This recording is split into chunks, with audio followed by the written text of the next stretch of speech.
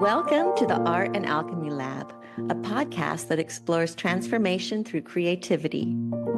I am your host, Allison Adams.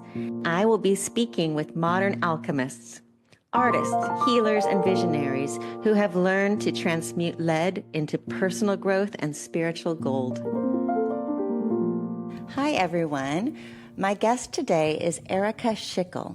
She's a memoirist, teacher, and storyteller whose second book, The Big Hurt, which was published in 2021, is a fearless memoir tracing the abuse that she experienced at an elite boarding school and its long shadow across her life.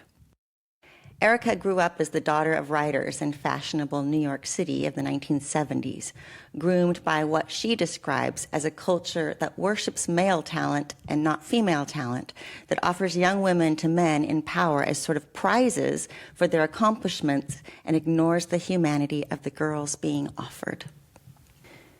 In today's conversation, we dig into generational wounds, the revolutionary power of using your own voice in writing, and what it means to hold your family's story in your hands and then lose it, as Erika feels she did when the Eaton Fire destroyed her home in January 2025. Be sure to check out Erika's fantastic Substack page, Girl of the Burning West, where she's processing her next book of the same name. Her writing voice is just as cool and intelligent as her speaking voice. She gives a lot of her teaching secrets on this episode. So writers and readers and SA survivors, this is the one for you. Please remember to like, subscribe, and share, or leave a review where you get your podcasts. I appreciate it greatly. Let's welcome Erika Schickel to the show. Good morning, Erika. Good morning, Allison. It's so good to finally meet with you here. I'm just so honored that you're coming to share. I'm a huge fan of you, as you know, for years, of your art and your journey and the way you express yourself, and I'm completely honored to be here. Well, thank you. Just to say a little bit about how we met, I met you at this writing conference where you were kind of a mentor. Was it Hedgebrook? Oh, at Hedgebrook, yes. Okay. Yeah, and I still in my mind have an image of you leaning back against the stairs at the end of the day when everybody had come together. You looked like someone who has come from a different life and now is in this body, but still holding something about that other time. And I think I've always held you a little bit on a pedestal, partly because of that moment. I just saw something in you that was really timeless. Well, I'll take it. I love that. Thank you for seeing that. But you're an author. Just tell me a couple of things that you do. Yeah, so I'm an author now, but I started out as an actor, a performance artist, a monologuist, and it was when I had my first of two children that putting up shows ended up being an expense I couldn't afford in terms of time and resources. So I moved from the stage to the page. And I started writing essays about motherhood. This was back in the aughts, and that ended up in the publication of my first book, You're Not the Boss of Me, Adventures of a Modern Mom. So this was published in that great moment of the memoir in the aughts. That was really a lucky break for me. And when that was done, I was asked by my agent what I was going to be doing next. And I had this sort of weird high school story, so I figured I would tell it. I thought I was going to write another humor book about the bohemian boarding school I got sent to as a teenager, and then I was kicked out of 6 weeks before I was to graduate with honors because I was seduced by a music teacher there, and he was fired, and I was effectively expelled from the school. Changed the whole course of my life, and that ended up being the second book, The Big Hurt, published in 2021, and I've been teaching writing for the last 15 years or so at UCLA and now through the writing pad, and I've started a writing retreat called the Big Story Retreat in Ojai. Yeah, that's what I do. I coach people and I help them find their stories, basically. Yeah. Now that you're telling me all of that, I'm seeing the timeline since that first moment when you etched into my mind. Oh, yeah. And then there was that and that and that. So I kind of got to follow you as you were writing that memoir, but it seemed to kind of A gel long time. together. A long time, yeah. Well, I mean, it's a memoir, it covers a lot of stuff. And I did read it. We were still kind of in that Me Too stage Yeah. where there was a lot of stories coming out and the bravery of women that would tell their stories. And here we are again with the Epstein girls. However, it's been interesting to kind of watch society and women in particular open to their own shadows and what maybe has happened to them because they're listening to other women, and we were able to heal ourselves because there's so much secrecy around that kind of stuff. And like you said, you were expelled for somebody else's Yeah. predation.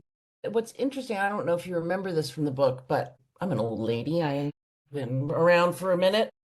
I was actually a student at the Dalton School when Jeffrey Epstein was a math teacher there. I remember Mr. No. Epstein vividly, for he Ooh. was a very popular and charismatic teacher. I never Interesting. had him because he was high school, and I've never made it to the high school level at Dalton. I got shipped off to boarding school where I was Also, predated upon by another teacher. The headmaster at the Dalton School at the time was Donald Barr, Bill Barr's father. So to see all of this now in my late middle age and to see what was at the time this sort of very inchoate and kind of traumatic experience of mhm. being just predated upon by men of the 70s and 80s, It's a really interesting moment for our generation of women, I think. Well, it makes me more grateful that you wrote that book when you did, Yeah. because I think even if girls aren't reading the book, there's something about going deeply into the creative field that changes things up. So when someone's publishing a book like yours, somebody else would have been doing a similar thing. And then maybe a woman that's a few years younger goes to therapy for the first time. I can see the ripple effect in Yeah. terms of yourself as a victim turned artist, storyteller turned, now a guide. When I True. started writing The Big Hurt, there was no Me Too yet. Mm-mm. I think Me Too got coined in like 2008 or 9, and that's when I started writing it, but it didn't hit the zeitgeist for a few years. Mm-hmm. So, as I was telling this story, then all of these women started coming forth. I grew up in Manhattan in the 70s. It was a very intense time and place to be a young girl. My father was a movie critic, Richard Schickel, and he had a very long friendship with Woody Allen, who was a big figure in my life It was as also in well. the Epstein files. Very much in the Mm. Epstein files. He's 100% a creep. But, my father really worshiped male creative power and idolized Woody. And it was even reported when I was in college, there was this page 6 item about identifying me as one of Woody Allen's dates or You. girlfriends. And I was like, I've met him twice in my Yeah. life. Yeah. I'm not having an That affair does with him. not help my brand. Well, my brand has suffered from this kind of thing my whole life. You're born into it, So, weren't you? yeah, I really was born into it. Not just the place, but the time. It's an interesting thing to watch what's happening now. And the school that harmed me, that allowed me to be harmed and harmed me further, the Buxton School in Williamstown, Massachusetts, has never, never, ever acknowledged what happened. They've done a blanket, we're sorry for anything anybody might have suffered thing, but they've never addressed what happened to me. And this book was, I was in Vanity Fair before the book published. There was a big page one piece in the Boston Globe. They did a deep dive into sexual abuse in private schools that ended up with the victim taking the blame and the punishment. And they wouldn't give a quote for that. They will not address it, even as they continue to be, we put our students first, we are Yeah. pro-child, If all of books are that. published with the actual story, Not going to do it, you know. yes. We're living in a fractal universe, right? So, I mean, if they're Yeah. not going to do it, that is a reflection of the larger pattern, Right, right, and right. whether there is ever going to be real accountability for what's going on. I agree, though. I think the discernment comes through pattern recognition Oh, over time, 100%. Yeah. So like that's really where we are in so many levels with AI and just manipulation, and then not even like knowing really sometimes what your own reality is. Like, was that true? Did that just happen? Oh, And yeah. so for me anyway, I like to think of your story, listening to the Epstein girls over here, knowing some things that happen in my personal life. They all begin to be like this web that's woven of the whole story. And I think more of that happens, the more we can really like come together somehow, even if this is a separation of people that are doing that and then the people who are like just denial, denial, denial, maybe there will never be accountability. But still, I believe that whatever's happening in the fractal universe that we're connected in and trying to create more into and learn more and support, Yeah. it's going to float to a different level. I don't know how. I feel a lot of survivor fire in it, Yeah. even though it's hugely separate and may Yeah. never come together. That's one of the reasons I feel so passionate about that story. Mhm. I really think that that is one of the ways, not only just for individuals to sort of understand and process their experiences, but to connect with those other people, that we all are part of a larger pattern and a web of Mhm. connectivity. And story, I think, is one of the very first places where we go to find that connection. We read to understand ourselves. And I feel passionately about all art, obviously. Writing is my métier, but I feel like in the sort of looming threat of AI, and people think I'm being Pollyanna-ish when I say this. The other night I was arguing this to a friend, and she's like, "Well, you're mighty optimistic."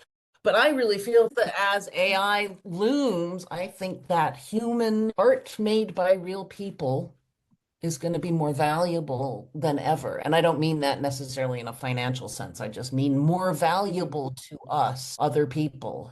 I believe that. Yeah. And I think for me, it's been a big piece of my detangling from perfectionism, which is already a whole other issue in my life. But like in my artwork, kind of enjoying the imperfections, kind of enjoying the things that a robot would not do. Yeah. It's a daring act to make a thing, isn't it? Right? I mean, there's so much risk involved. There's so much on the line. And one of the things that I try to teach, I teach a resistance class, a creativity restoration class at the writing pad. First of all, perfectionism is a tool of the patriarchy, right? We don't make perfect things, right? And a lot of art doesn't get made because the discomfort of imperfection is so profound for us. Imperfection is what makes it ours because everything we do is imperfect, right? We are imperfect, or the things we make are imperfect. Mhm. And I think that it is inside those imperfections that our audience finds themselves, right? It's one Yeah. thing we have in common. We're not perfect. Yeah. But there's a logic in human imperfection that I don't see in AI imperfection, which we see all the time, right? Where somebody's like, "Wah," put a hand on their forehead or whatever. It just doesn't understand.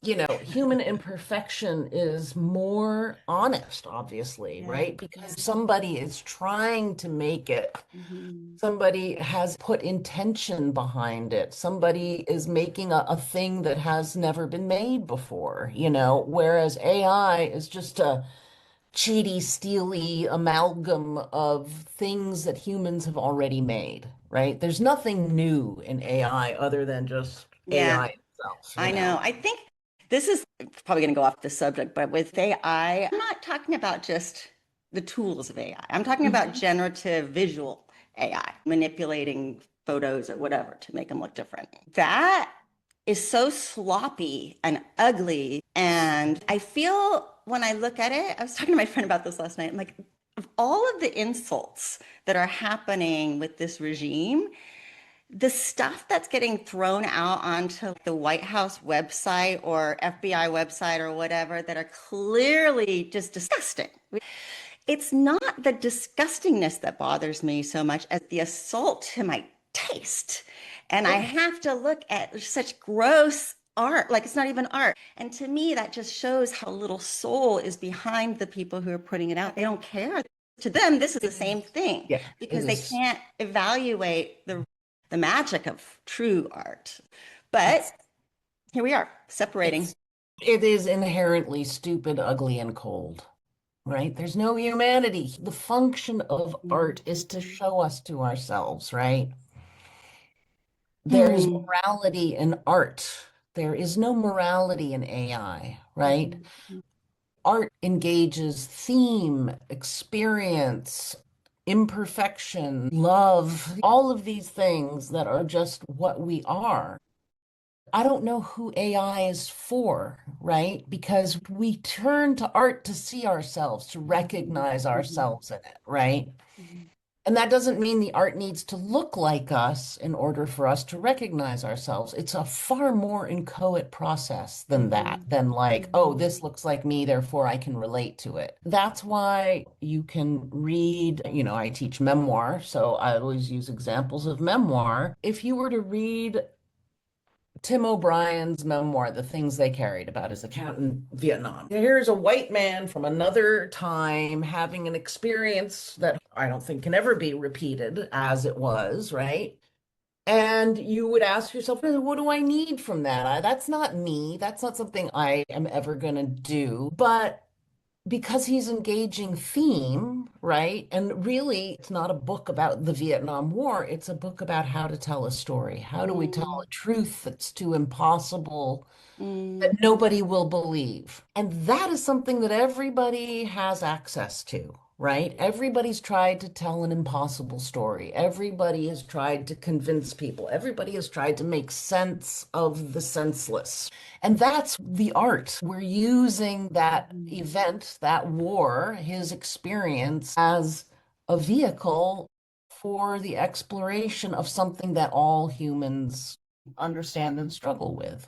And that's theme. I always say to my students, theme is the ideas in your writing that if you were to show your book to any person of any age, any race, any religion, any culture, any time or place in human history, they would recognize it, right? Like longing is something that all people understand.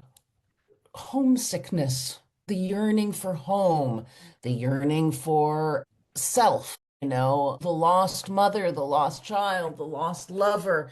All of these things are just what we've always been working on, throughout human history. Well, that's why Shakespeare's plays, you can put them Yeah. into any setting, any time in Because they're so history. human. It's all right there.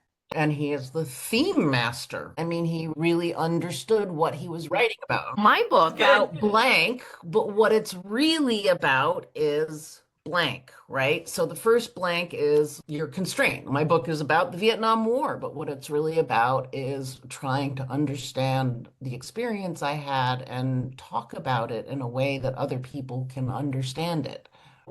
Art is always doing that, and AI is never doing that, right? It's a one stop on AI. It's just like, oh, here's the thing.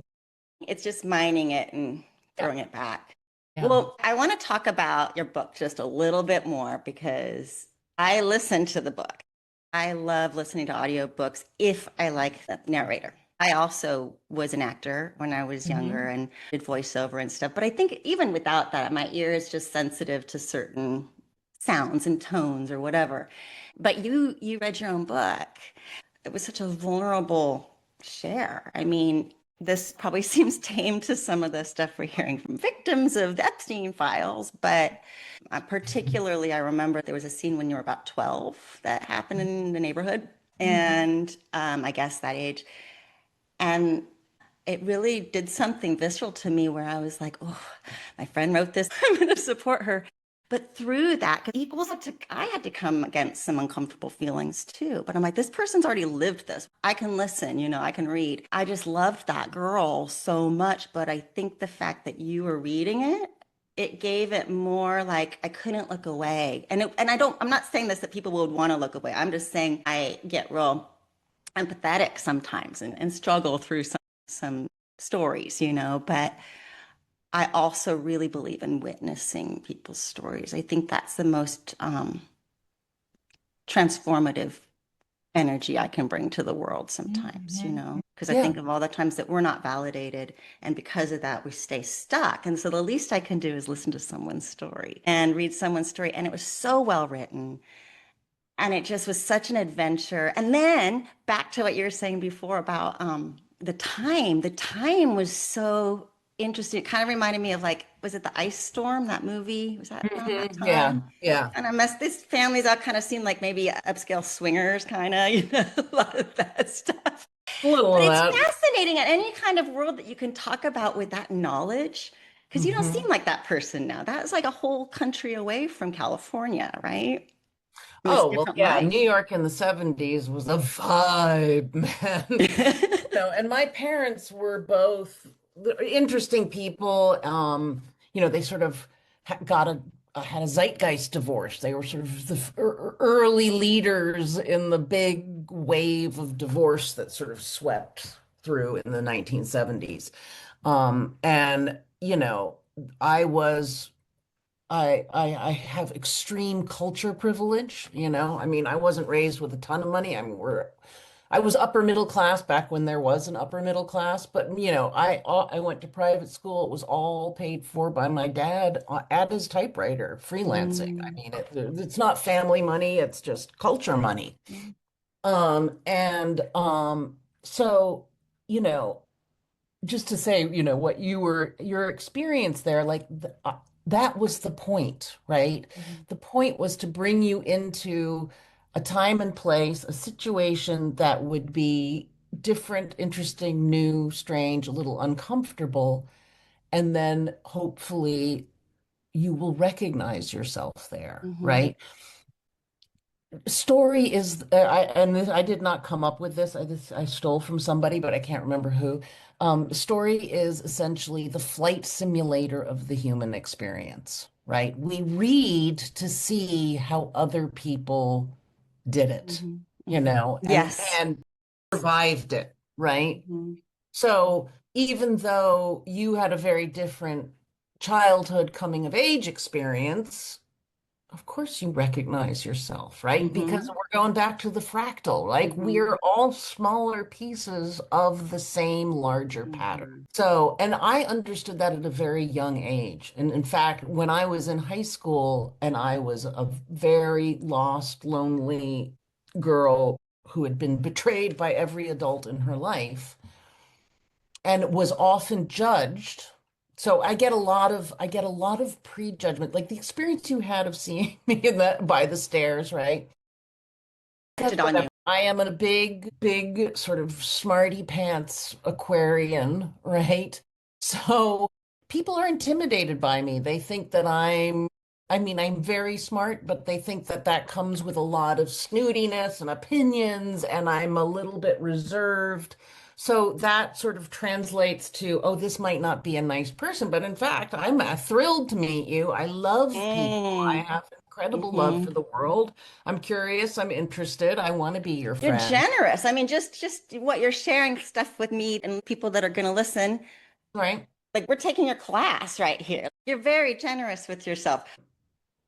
The early philosophy I developed as a sort of a protection in a very predatory world where I was constantly being misread and misunderstood and ascribed qualities that I did not even necessarily identify in myself. And my protection code for that was if you bring enough love and enough honesty to the situation, how will they ever be mad at you or get you wrong, right? And I was a kid when I came up with this. This was like, this is how I'm going to do it. And I've refined that over the years. I mean, it's not quite that way for me anymore. And I think I've taken it to extremes where I've sanded down my edges and tried to make myself palatable to Mhm, people. And I'm mhm, trying to actually get over that. mhm, But at its core, I think it's a pretty sound philosophy, right? I just trust that you and I have a point of connection there, that even though you're you with your stuff, your background, your education, your preferences, and I'm me with mine, that we're both human beings and we both know what it is like to have your heart mhm, broken and to mhm. feel like a dummy and to be embarrassed in a social situation. So shamelessness for me has been like a runaround for the very deep shame that I carry, Mm. Been my Brilliant child. Maybe it's immature as you figure that out and you can create more yeah, pain in ways, but you weren't going to close your heart. yeah. And that's the Right. work that everyone's trying to do now is like, how do I keep this thing open in a world that's trying to constantly crush it? Such a liability, right? It's Hmm. scary, and we can see evidence of people getting hurt and clobbered by Hmm. that. I mean, I cannot stop thinking about Virginia Giuffre, who, Hmm. you I'm know, reading her book right now. that was ghostwritten by, I think her name is Amy Wallace, and she wrote a piece in the New York Times right before that book published in the op-ed section. And the piece was about how nobody thinks about the exhaustion and the sort of emotional labor of having to keep telling your story until somebody believes you. Hmm. And I read that piece and I mean, I literally just fell apart. I was sobbing over my morning coffee, and nobody had ever said it that way. And I have spent my life trying to tell this story and make people understand what happened. You know, it's never going to happen. The Buxton School is never going to acknowledge that they allowed a number of predators to screw up their students, that there was a culture being engendered in that school of it's okay for teachers and students to sleep together. And that was just a reflection of the larger culture. So poor Virginia Giuffre, God may she rest in peace. I mean, she died trying to fucking tell that story and have somebody believe her. And it breaks my heart. It just breaks my heart. And now as we see all this Epstein stuff coming out and everybody's going like, if we had just believed the women who were saying this, but no, we need to have the files because we're not going to believe the victims. They're obviously crazy people, right? They obviously have an agenda. They're obviously just attention seekers. I mean, there's all of this stuff around it. I'm sorry, I went on long, but No, you're speaking to my heart 100%. This is the moment that we're in. yeah, it really is. It really is. Yeah. Yeah, I got her book. I got it from the library and I waited and waited and waited. And I finally picked it up and it's like large print. So I feel like it's kind of yelling at me a little bit. I Good. have to take breaks. But I really want my daughter to read it actually, because the voice that she speaks in is so pure and clear. And it reminds me of a young writer. She has a youth to her, which kind of connects with, the part of her story that she's telling. And you had that too, that voice. It's interesting to see a voice show up in a memoir over time. Like, how do they keep that consistent when they're talking about younger life? Because you are looking back at it. And now you're here when you talk about here. It's so impressive. Not only making something that you're putting into the world, but knowing how to keep that voice clear the whole time because you're touching lots of different parts of your life. I mean, I think voice is really important in writing. And in some ways, I think it's the most important thing, right? Because we want to know who's telling the story. That matters. I mean, that's why people want to read an Anne Lamott book, right? Because her voice is so specific to her. Or that's why David Sedaris has such an enormous audience, right? Because that's a voice that just keeps showing up again and again, and it feels so authentic. And I definitely have a voice in writing, but if I were to say what it is that not distinguishes me, but is sort of my edict in writing. And it's very simple. And it is literally describe what you see and describe what you specifically see, right? Not just the way anybody would describe it, but how it appears to you specifically. Kind of like the way I described you at the beginning. Yeah, yeah, I don't right. know if anyone else saw that, but I did. Yeah. So voice is like our fingerprint. It is the Mm. thing that is uniquely us. And I think a lot of beginning writers spend time trying to sound like the writers they admire because they Mhm. don't think that their voice is going to be a powerful one or whatever. again, we're back to AI, right? There's a real person telling this story. Who is that person? That's what I'm interested in, Yeah. right? More than the story itself. Like you said before, maybe there'll be a little bit of a renaissance or at least an uptick in human-made and told stories because of the pressures. Well, I think that people really want to tell their stories. We're doing a bang up business here in the memoir teaching world. Yeah. People really are coming to understand that they have a story to Yeah. tell and that people And people want want to to read hear them. it. Listen, it's all, as V.S. Pritchett said, it's all in the art. You get no credit for living, right? So you Mm, can have a great story, even if you haven't worked on the craft, then it's not going to be as yeah. successful. And I don't mean that in a business sense, but as successful as a story. I mean, you have to become the person who knows how to use your voice, right? Hmm. I always use the example of, Pablo Picasso, giant asshole that he was, Yeah. but, like he did not do cubism first. I mean, he knew how to Mhm. draw. He understood, He had the discipline perspective, down. and he understood how to do a classical drawing. He could do figure drawing. He was very accomplished. And then he moved past that Mhm. into his blue period and cubism and all the stuff that became his famous stuff, right? Yeah. You got to know the craft and you Yeah. need to be reading, right? If you want to write, you need to see how other people do it and be passionate about that, Mhm. you know? And it's the ones that are the most open about themselves that are the ones that inspire me to be more open too. Mhm. Yeah, So it does pass down in ways you don't realize. for Um, sure. I want to pull up the card that I was going to do Okay, at the pull up that beginning, card. but I don't. Can you see that, Erica? There she is. Yep. So can you describe for anybody listening that doesn't see this, what you see here? I see a beautifully hand-painted image of what looks to me like a dram of blood, a small vial. To me, it looks like one that you would hang around your neck almost, right? Mm, And it's being filled slowly with drops of blood, could be tears if we're in an abstract mode, but my initial reaction is blood. And of course, coagula is written on a banner overhead. And of course, I immediately went to Caligula, but I'm interpreting this card as sort of a transformative card from liquid to solid. great. Yeah, coagulation. Hmm. I too was thinking, was there an emperor named Coagula? It sure seems like it should have been. Caligula. Um, okay, so what I wrote here, coagulation. Out of suffering have emerged the strongest souls. The most massive characters are seared with scars. Khalil Gibran. Mm. Coagulation, also known as clotting, is the process by which blood changes from a liquid to a gel, forming a blood clot. It potentially results in hemostasis, the cessation of blood loss from a damaged vessel, followed by repair. In alchemical terms, this is another way of looking at the final stage of transmutation when one element has fully become another. Blood represents life. It's the shocking, colorful essence that emerges from a freshly cut wound.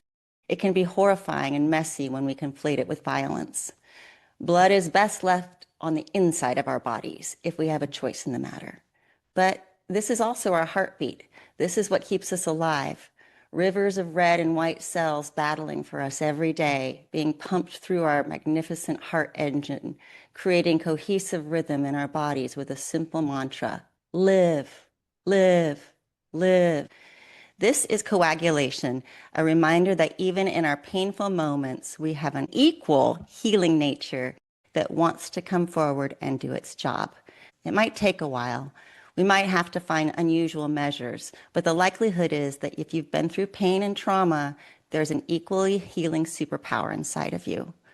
When you choose healing rather than hurt, this becomes the body you live in, a wounded healer. These are the people who make a difference, not the ones who have never suffered, if that's even possible, but the ones who've experienced loss of their lifeblood in 1,000 different ways and find their purpose in coagulating. They transform from liquid to solid enough times that they teach others to do it too. How can you bring your experience of healing to others? You've already expressed this. It may be time to tell your story. You've already done this. This is the most powerful tool of all. Remember all the times you've healed, even against your will. You knew something inside of you chose life. This is an invitation to be grateful for all your healing experiences and also to encourage others to remember their own self-healing abilities deep inside of them. If you are on this planet now, no matter what you've been through, you are here to live. Life begets life. Keep going. It will make sense soon enough. That's beautiful. I That's guess that's great. why I chose it for you, because so much of that we already covered. Giant walking blood clot at this point, I think. Just a big old scab of a lady. But that's the thing. There's something about blood and alchemy when you talk about it in the more traditional way. It's Mm. like bringing blood into a painting. I've had a teacher tell me before, like, put some blood in that ear, get the life in there, show that it's vibrant because it does heal. These things do heal. I mean, we have the capacity to heal anyway, but often we just keep getting hit all the time. Well, the wound can't heal if it keeps getting re-injured, right? Yes. So if you keep banging that owie Peeling the and scab. knocking the scab off of it, Mm-hmm. it'll just take longer. But the body never gives up trying to be healed. I think that's really, in my experience, and I've had a lot to heal from. A lot of it is in the book, but I will share with your viewers that I lost my home in the giant Eaton fire last year. So I am in a place of deep healing, Yeah. or trying to be in a place of deep healing. It's a really hard thing to heal from. Yeah. And I was in the neighborhood that never got a warning from anybody. Our first warning came at 3:25 in the morning, and our neighbors died. Our whole zip code is gone. And it is such an enormous, mind-boggling loss, not just of personal loss. I lost everything I've been carrying around my whole life, everything I wanted to one day give to my children and my grandchildren, like all the papers, all the writing I did longhand, all the writing my mother did longhand. I mean, Mm-hmm. just it's endless. But then this neighborhood that was this beautiful, beautiful knit community of people who'd been living there for 50, 60 years, families. It had been for a long time a Black neighborhood, as a result of redlining in Pasadena. Historically, Altadena was a place where Black Americans could buy homes. So the fact that all of that, there's so many wounds that are bleeding through that fire, historic wounds, personal wounds, communal wounds, the loss of businesses that we loved, small independent businesses that we cherished. It's just horrifying. And I'm exhausted by it. I have had to heal from a lot in my life. It's only been a year, Yeah, it was just a a year on little January. over a year. Yeah. Yeah. And I've had other personal losses in my life since then that I don't really want to go into. When I wrote The Big Hurt, I thought I had survived the worst of it. Mm-hmm. But then nobody ever does, right? This is the human experience. My experience, although not everybody will lose their home in a historic fire, we're all going to suffer one fire or another, right? And, I'm sure you've shared your fire story here with your followers. And that's one of the reasons why I wanted to be friends with you, is because I watched you as you were very painfully, slowly losing your husband, suddenly and then slowly losing your husband and the father of your child. And I was so deeply moved by that. And I was just following you on social media, but I think about him and I think about you all the time. I mean, Oh, I really thanks. do. I think about you guys a lot. I'm very interested in your daughter and how she's doing, and in your son or his son that you helped raise. And I mean, I'm not a praying girl. I don't subscribe to any religions, but if I were, I pray for those kids. And Thank not in you. the sense of like those poor tragic children, but in the sense of like human beings, have learned a lesson young that will make them so much deeper and more powerful in the world. Protect them at all costs. That's my But it's prayer. already too late. You can't. You couldn't and you can't, right? We're all going to get our fair share of heartbreak in this life. And thank God we're artists because I don't know what the non-art people do to manage their heartbreak. I am writing a blog now called Girl of the Burning West on Substack. And thank God I can do that. Yeah. Thank God I can put my grief and loss into that. And it's not a very griefy, lossy Substack either. I mean, it's sort of funny and wry because everything I do is sort of That's your that voice. way. Yeah. Because it's my voice. But yeah, I don't know what non-artists do to process the thing that we are all going to experience in one form or another. I'm assuming they exercise. Yeah. I mean, I do I know too, people but do it only stuff. gets me so far. Like, I think they do a lot of shopping, yeah. A So, lot of drama. I know there's a and lot of drugs, drama. yay, drugs. Not that Um, creative people don't do that either. yeah, I mean, I think that none of us are getting out of here alive, Yeah. right? And it's gonna hurt along the way. And the counterbalance to that is amor mundi, love of the world, love of other people, thrill of connection with another person, with an idea, with a work of art. That's what saves us. Otherwise, what do we have here? Not much. Speaking of art, this would Hmm. be a good time to bring up the picture Hmm. you Oh, yeah. sent me. So I have it right here. Now tell me about this piece. This is a portrait of Therese Bernard by Renoir. This painting is mentioned in my book. You asked me for an image, and I sort of lazily reached for this one. So my school was in Williamstown. We were right up the road from the Clark Art Institute, where we would have soccer practice behind the Clark. So I spent a lot of time at the Clark Art. And I remember in my freshman year, I was in there stoned as a begonia with my girlfriend wandering around looking at the paintings.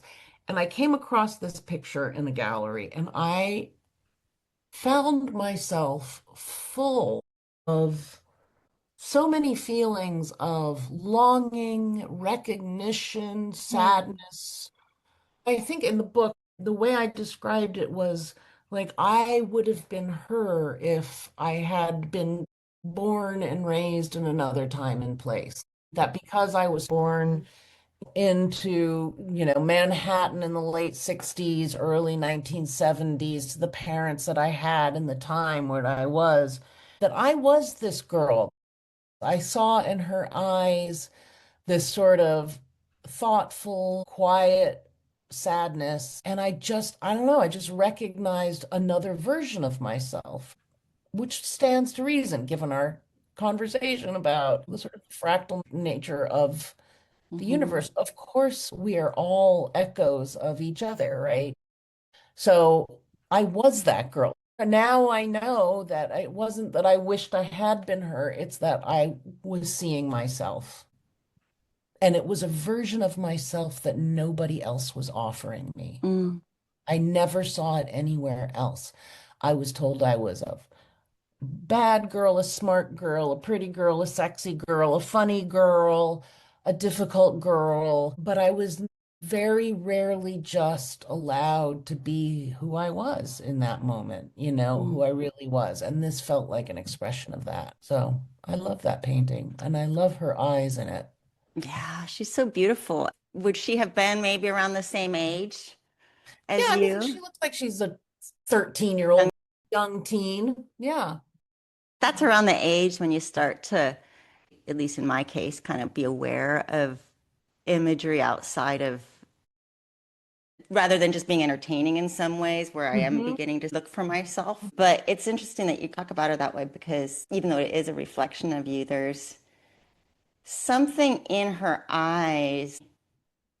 Yeah. Like those eyeballs could be cut out like a mask because everything's all soft and Mhm. impressionistic, but you can see the eyes going through. And it does make me think of past lives, the idea of, having different experiences through different bodies, but being the same soul on the inside Yeah. that keeps going despite the suffering, I guess. Yeah. Thank you Yeah. for sharing that. It's really Yeah. lovely. Yeah, I remember that in the book. Yeah, I love this painting. I really do. Sometimes we see things that just ring the gong inside of us, you know. And I Yeah. don't know anything more about her. In those days, only rich people had their portraits done. So she was a rich man's daughter. You know what that's like.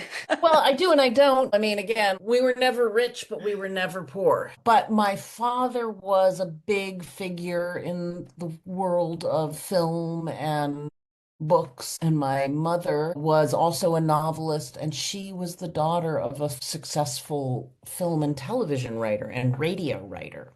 So my whole family is a writing family, multi-generational writing Mm. family that very much prized sort of male talent, male genius. And I think both my mother and I have spent our lives trying to find our voices and our place in that world. Well, last she died about 10 years ago. She left all of her papers behind. In my book, I write about her a little bit.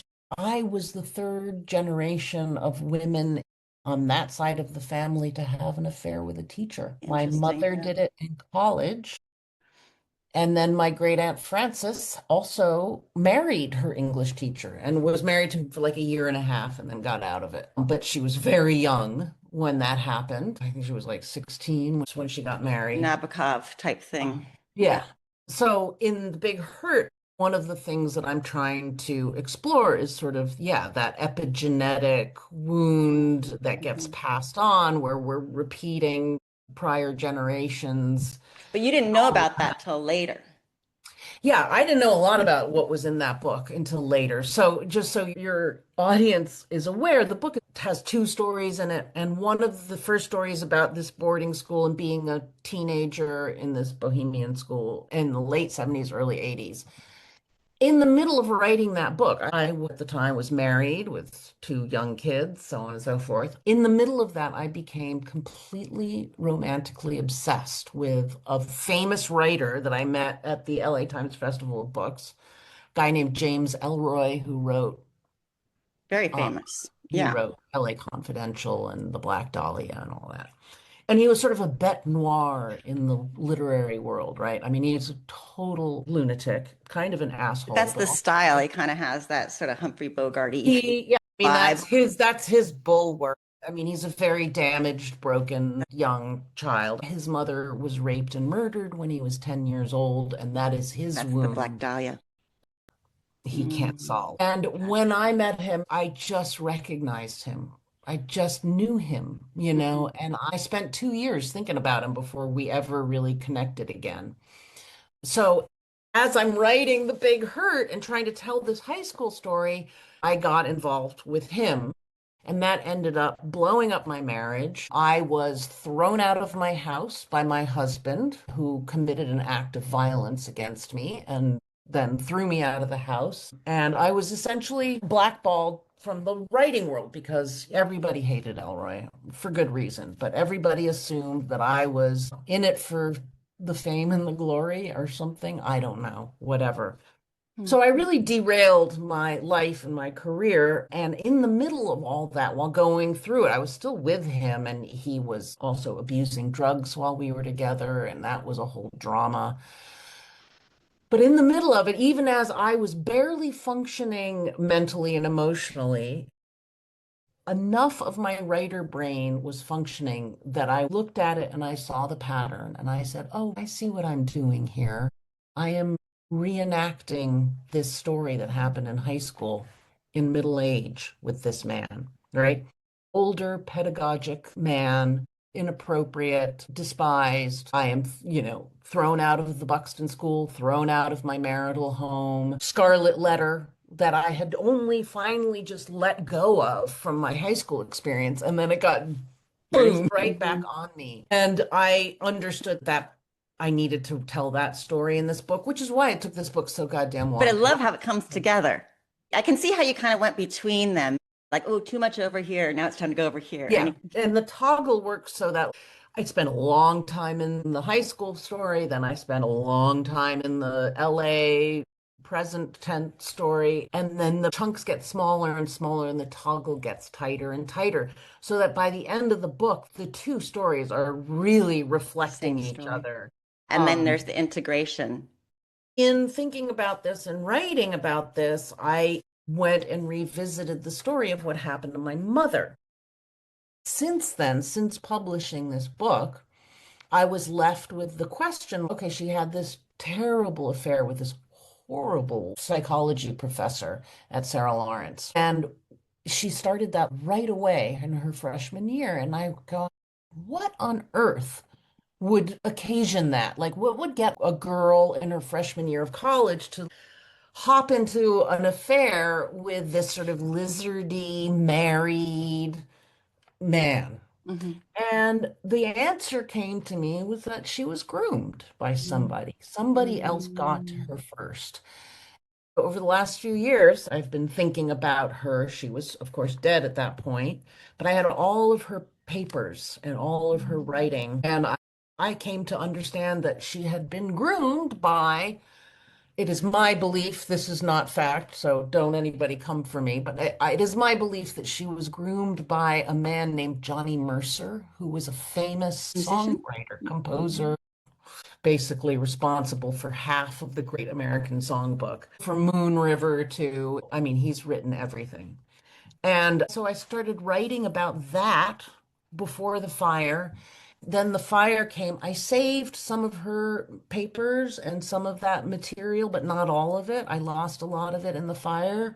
You had read it I all. had begun to read Okay. it, but I was in the process of like scanning and getting ready to do a deep read. So I had the gist, but didn't have the evidence and the whole story dialed in. So the blog that I'm writing on Substack, Girl of the Burning West, is a play on her first novel, Girl of the Golden West.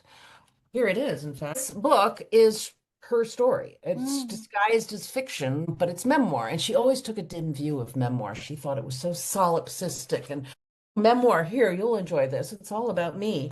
They say fiction actually tells more a lot of times because the person thinks they're hiding, they're not hiding. Got it. Anyway, this book, that novel, is the story of her affair with Mercer, essentially. So I'm trying to knit that story together. Then the fire happened, and this book takes place in the Pacific Palisades. Also, My granddaddy built a house in the Palisades. My mother essentially spent a lot of time growing up there. My uncle and my cousins all lived there. So I lost several houses in that fire, houses that I'd known as a kid. yeah, yeah. And so this blog, it's too big of an assignment, so it's kind of fucking me up. I'm trying to sort of somehow write not only about what happened to my mother, but sort of the culture that creates my Mhm, mother, mhm, right? mhm. That worships male talent and not female talent, that offers young women to men in power as sort of prizes for their accomplishments and ignores the humanity of the girls being offered, and sort of a time and a place that is now lost, now especially lost now that everything's been burned down, but was already kind of lost. The Palisades are very different. And my mother came of age in LA. She was one of the first bi-coastal kids, right? My granddaddy was like New York, LA, New York, LA. He wrote a musical, a Broadway musical. He edited The New Yorker for a few years. He came west to write radio and television, and he was part of that whole Andy Griffith show, Dick Van Dyke, Donna Reed, right? All those shows my granddaddy wrote for. So I'm trying to sort of connect. I'm trying to pull out Yeah, the pattern in the yeah, writing yeah. I'm doing now, and it's a heavy lift, but I just want to say that my mother, I'm not doing it for her, right? Because she wouldn't want me to do it. Because, I mean, she went to her grave defending her predators, right? Her survival skill was turning predation into romance. And she never gave up that line of defense. And Hmm. obviously, I have the privilege of being, born 30 years later, right? So the culture's in a different place, the conversation's in a different place. I've had my experiences of this, and I just feel like this is my story to tell. Yeah, because what happened there affected you. And she was also sort of greasing the glide path for my predators, right? I remember there was a guy who ran a comic book store next door to our building. And when I would hang out there when I was 12, and he took me out on a date, and he was in his 30s, and he came to the door in a dinner jacket, and my mother opened it up, made small talk, said, "Have a nice night, you guys," and sent me out with him on a dinner date. So weird that there was a place What? that you could even go to dinner and be okay But it with a was the child and the 70s. person. Oh, That's the other part of it. It's like it was so public. yeah. And also, it was what we were doing. It was what was for dinner in those days, right? I mean, nobody thought anything about it because there was no Me Too. We were soaking in it, right? We were soaking in inappropriate relationships, interchangeable lovers, use them and Mm. lose them. I mean, that was the 70s. No boundaries, boundaries. It's so funny because my kids are always like, "Mom, your boundaries suck." And I'm like, how would I ever have gotten any boundaries? Like, you invented boundaries. We didn't have boundaries growing up, right? That Yeah, was yeah, not yeah, even yeah, a, yeah. a term that was in the lexicon, right? Right. Yep. I mean, I'm willing to learn about them. I understand their importance and I see, but like, when would I have ever come to understand what Yeah. the boundaries Consent was not something they wanted us to know about. would not have helped them, would it? Yeah, yeah. And I see this moment. I mean, how can we not talk about, Jeffrey Epstein? It is so what's happening right now. And I think we're all consumed by it because it It's is so deep. such a perfect full circle moment. And it is showing us so many things about our culture, our lives, our own personal experiences.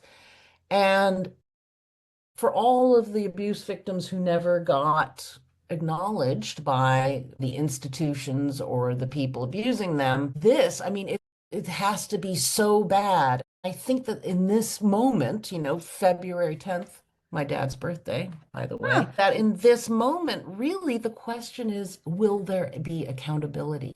We are at the turnstile and we have to walk through it and we have to risk the kind of cultural, emotional, financial, psychological collapse that's going to result when we find out what's been going on. But you and I know what's been going on, right? I mean, we all know. We just didn't imagine it was that enormous and that bad and Hmm. that dark and Hmm. terrible. But I knew. I had Jeffrey Epstein and Bill and Donald Barr running my school. I knew Hmm. it was everywhere. So it's a really wildly interesting, exciting time and a terrifying time to be alive. I just want to say it was my birthday last week, and I was at the thrift store because that is my happy place. Always has been since high school. And I was looking at books because that's where I buy all my books essentially. And there was my dad. His book was there, and I found it on my birthday. I'm That like, is so. thanks, Dad, showing up and wishing me a happy birthday. The last time I found a book of his in a thrift store was on his birthday 3 years ago. And we're It's talking about him today.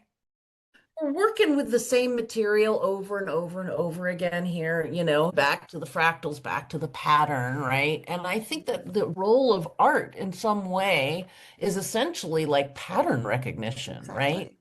Exactly. And it's about seeing that pattern and then drawing it or writing it Hmm. or Yeah. sculpting it into a form so that other people can also witness the pattern. Hmm. Hmm. And also, so it can have less pressure on us. It gives us something, I think, as the artist. It's not just about, processing something. We're doing that also, Yeah. but sometimes it just comes from the joy of creating something and then Well, yeah, goes from right. there. I've never thought of myself as an artist because I admire artists so much. I mean, I just always thought I was just a person who could write. And since Uh, everybody else in your family writes, it's not that big of a it's not deal. that big a deal. And like, and As in the and family. I too am so in awe of people who have skills that I don't Yeah, yeah, have me or too. the freedom of expression that I struggle with sometimes. So lately now I have come to see, oh, I think I am, and it's not because I write books. It's because I'm a pattern recognizer. Yeah, It's yeah. because I am in love with the world. It's Mhm. because I seek out art in order to understand my own human experience. I would Mm-hmm. be utterly lost without it, and I want to offer it to other people so they can understand their human experience. You don't have to have gone to the Buxton School in the 80s to find yourself in that story. Because I was Therese Bernard in the end. In some way, we're all Therese Bernard. We're just a girl with hopes for the future, trying to show up in the best sense of herself. It's just, this is humanity, right? We're all doing the same project. Yeah. And it's astonishing. I'm in awe of it. I'm Yeah. in awe of it too. And I love the way you use your voice to just describe. It's the same voice that you write in as what you speak in. You are using your voice and story to mold something for me to see and understand. And I have a set of skills that I've developed in my life that makes me able to do that. It's not like I was touched by God, right? I mean, I've been reading it since I was a kid, so I have a big vocabulary and a lot of references, and that helps my voice, because that helps me find metaphor. It helps me see how to communicate things. So, there's a lot of work in it. But the pleasure is in the making, I think. The fun is in the making. Yeah. Yeah. Well, I actually pulled a card for you before we started because I was going over your Substack this morning and I was Hmm. like, oh, she pulls tarot. I'm going to pull a tarot card for her. And I know she loves cats. So I pulled this one out, and this might be a good place to end it because I think now that I've listened to you, it really fits. So it's a cat tarot. Maki gave this to me. Nice. Isn't What that a cute? cutie. It says it's the Queen of Swords, and the writing of it is so cute. It says, the Queen is all sharp mind and self-awareness. Upright, the Queen of Swords is the epitome of leonine regality. She is smart, dignified, and disciplined without coming across as demanding. She holds her place on her throne with great dignity and wears her crown with grace. Symbolism surrounds her. The birds on the wallpaper are not prey. They represent the height of her knowledge and inquisitiveness. And then it has a reversed part. The Queen's downfall is being a bit too self-critical, a result of her perfectionism. Her direct style of communication can come across as spiteful, haughty, and addled by a painful past. Some say that she can be aloof and withholding of her affection. Oh my God, Allison, make it stop. What is It was happening? upright. But that reverse is the perfect description of what I was talking about earlier. People think I'm haughty and aloof, right? And Exactly, you said it. I come off that way, but I'm not. I'm deeply No. engaged, unless I'm Yeah. tired. Yeah, that's pretty much my card. Well, I'll end the interview there then. Just wanted to say thank you for doing this and But sharing the fun. wealth of your story and tips to get ahead as writers. I'll put the information of your Substack and everything in the notes, but just to remind everybody that you do teach also. If you go to my website, erikaschickel.com, there are links to my classes, there's links to my books, there's all kinds of stuff. You can read some of my writing if you so desire. But yeah, you can Yes, I find love it. everything there. Thank you. And I'll put that in there too. Thank So you. we'll just close the interview then. And thank you again for Great. joining Wonderful. me. I love seeing you. I Love love seeing you talking with you. too. Yeah. Thanks for tuning in to today's episode of Art and Alchemy Lab. If you enjoyed what you heard, please take a moment to hit that subscribe button so you never miss an episode. Your likes, shares, and reviews help this podcast to reach more people, and it means the world to have your support. Until next week, stay curious, everyone.